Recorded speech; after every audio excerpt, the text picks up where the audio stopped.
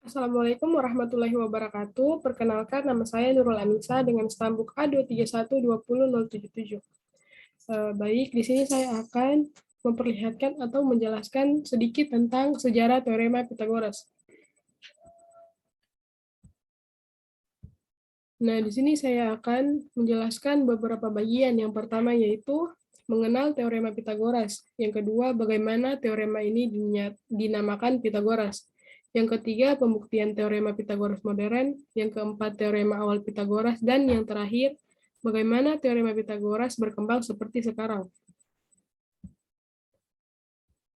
Sebelum kita lanjut, pernahkah teman-teman berdiri di sekitar gedung yang sangat tinggi? Lalu di atas gedung tersebut terlihat seseorang yang sedang menikmati pemandangan dari atas gedung. Lalu teman-teman terpikir untuk mengukur jarak antara teman-teman dan orang yang sedang menikmati pemandangan tersebut. Apakah menggunakan meteran? Tentu tidak mungkin karena jaraknya yang sangat jauh. Sehingga untuk mengukurnya kita menggunakan teorema.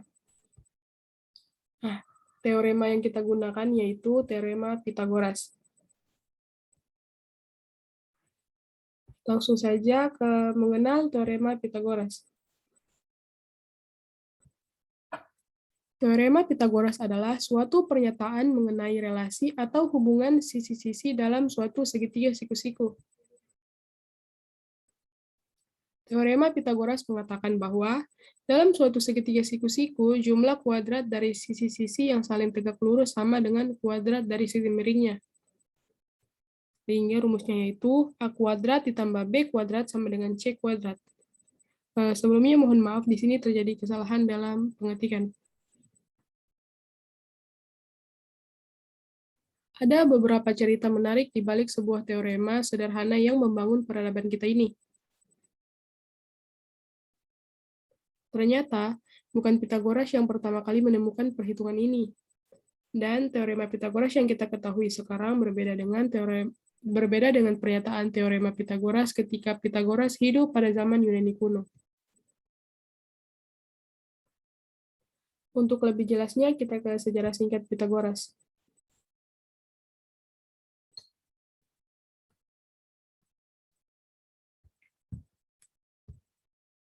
Pythagoras dilahirkan di sebuah pulau bernama Samos, sebuah pulau di Yunani pada tahun 570 sebelum Masehi.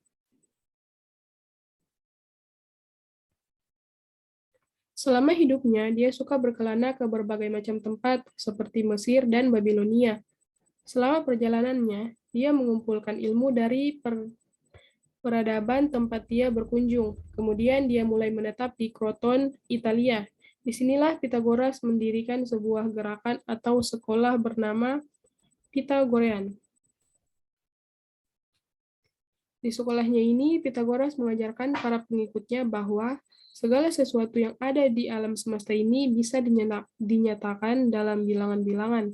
Karena itu, Pythagoras dan para pengikutnya sangat memuja angka dan rasio yang bisa dinyatakan dengan bilangan tersebut.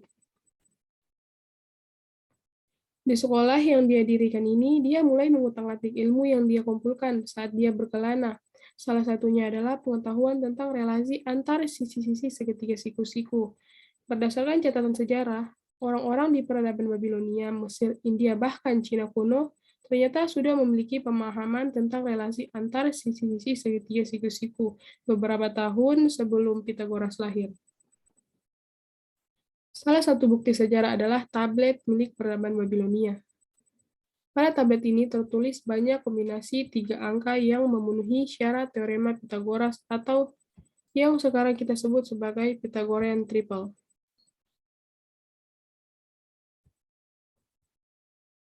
Lalu kenapa malah Pythagoras yang mendapatkan penghargaan dan namanya dipakai untuk menamai perhitungan relasi antar segitiga siku-siku? Karena Pythagoras mendapat kredit atau penghargaan atas teorema ini, sehingga dia dianggap sebagai orang yang membawa pengetahuan tersebut ke peradaban Yunani, yang selanjutnya menjadi pusat ilmu pengetahuan pada zamannya.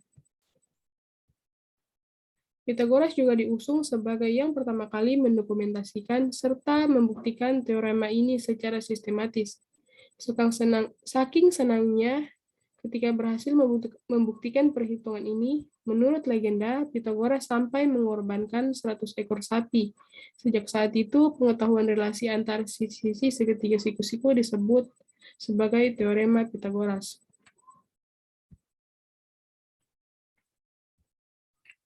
Selanjutnya, pembuktian teorema Pythagoras modern. Teorema Pythagoras, A kuadrat ditambah B kuadrat sama dengan C kuadrat yang sering kita pakai sekarang. Berbeda dengan perhitungan ketika digunakan oleh orang-orang di peradaban kuno atau ketika Pythagoras berhasil membuktikannya.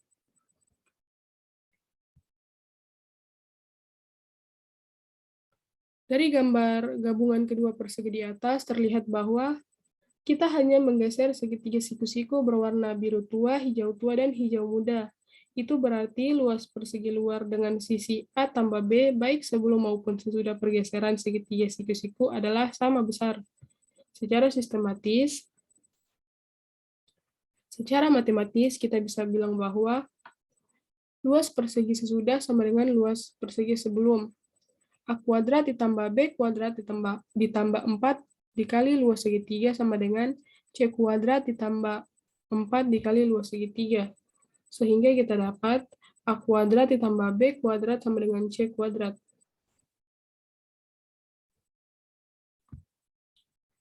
Selanjutnya, teorema awal Pythagoras. Pada versi modern, kita biasanya menafsirkan teorema Pythagoras sebagai relasi antar panjang dari sisi-sisi segitiga siku-siku. Namun, interpretasi teorema Pythagoras yang sekarang ini sebenarnya agak berbeda dengan interpretasi teorema Pythagoras oleh Pythagoras sendiri semasa dia hidup. Pythagoras menafsirkan teorema ini sebagai relasi antar luas persegi atau bujur sangkar yang terbentuk di setiap sisi-sisi segitiga siku-siku. Gambarnya kurang lebih seperti ini.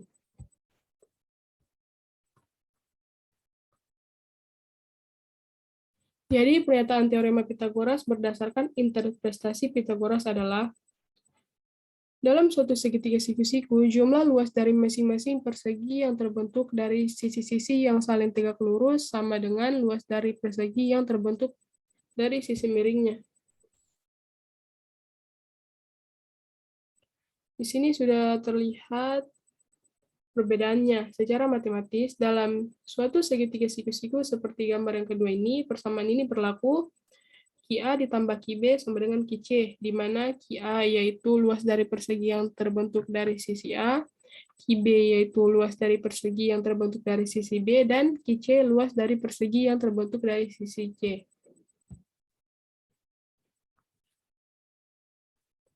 Pernyataan matematis ini pertama kali dinyatakan oleh Euclid, seorang matematikawan Yunani kuno yang terkenal dengan bukunya berjudul The Elements. Jadi, matematikawan zaman Yunani kuno seperti Euclid tidak melihat teorema Pythagoras ini sebagai relasi antar panjang dari setiap sisi-sisi segitiga siku-siku, tetapi sebagai relasi antar luas dari persegi yang berbentuk di setiap sisi-sisi segitiga siku-siku.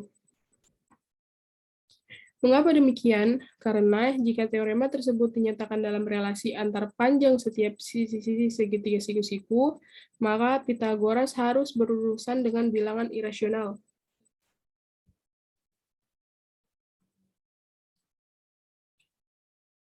Nah, yang terakhir, bagaimana teorema Pythagoras berkembang seperti sekarang? Bagaimana bisa teorema Pythagoras versi awal yang menggunakan relasi antar luas persegi berubah menjadi versi modern yang menggunakan relasi antar panjang dalam segitiga siku-siku?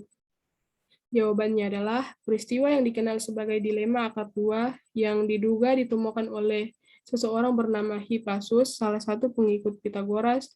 Pada tahun sekitar 500 sebelum Masehi, dia berhasil menunjukkan bahwa tidak ada bilangan rasional yang jika dikuadratkan, maka bilangan hasilnya sama dengan 2.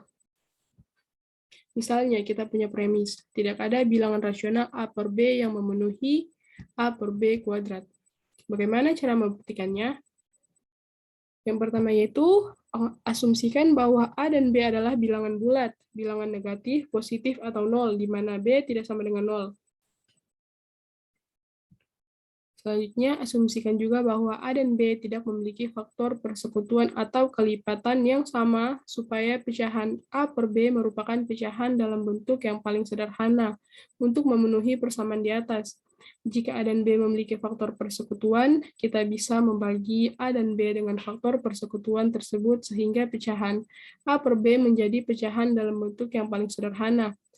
Kalau misalnya A sama dengan 10 dan B sama dengan 5, mereka punya faktor persekutuan. 10 per 5 sama dengan 2. Nah, ini tidak boleh. Jadi, A dan B tidak boleh memiliki faktor persekutuan atau kelipatan untuk bisa memenuhi premis di atas. Oke, kita lanjut dengan memanipulasi. Dengan manipulasi aljabar, kita dapat A kuadrat per B kuadrat sama dengan 2. A kuadrat per B kuadrat dikali B kuadrat sama dengan 2 dikali B kuadrat. A kuadrat sama dengan 2 dikali B kuadrat. 2C kuadrat sama dengan 2 dikali B kuadrat. 2 dikali B kuadrat sama dengan 4C kuadrat. 2 per 2 kali B kuadrat per 2 sama dengan 4C kuadrat per 2. Sehingga 2B kuadrat sama dengan 2 dikali C kuadrat. Nah, di sini terlihat kalau B kuadrat juga merupakan bilangan genap. Dengan alasan yang sama, seperti dijelaskan di atas, kita simpulkan bahwa B juga merupakan bilangan genap. Katakanlah B 2 sama dengan 2D. Karena A sama dengan 2C dan B sama dengan 2D, terlihat bahwa A dan B memiliki faktor persekutuan yaitu 2. Ini bertentangan dengan asumsi di awal, bahwa A dan B tidak memiliki faktor persekutuan. Artinya, asumsi bahwa ada suatu pecahan A per B dalam bentuk yang paling sederhana yang memenuhi A per B kuadrat sama dengan 2 adalah salah. Kesimpulannya, tidak ada bilangan rasional A per B yang memenuhi persamaan A per B kuadrat sama dengan 2, sehingga premisnya yaitu terbukti.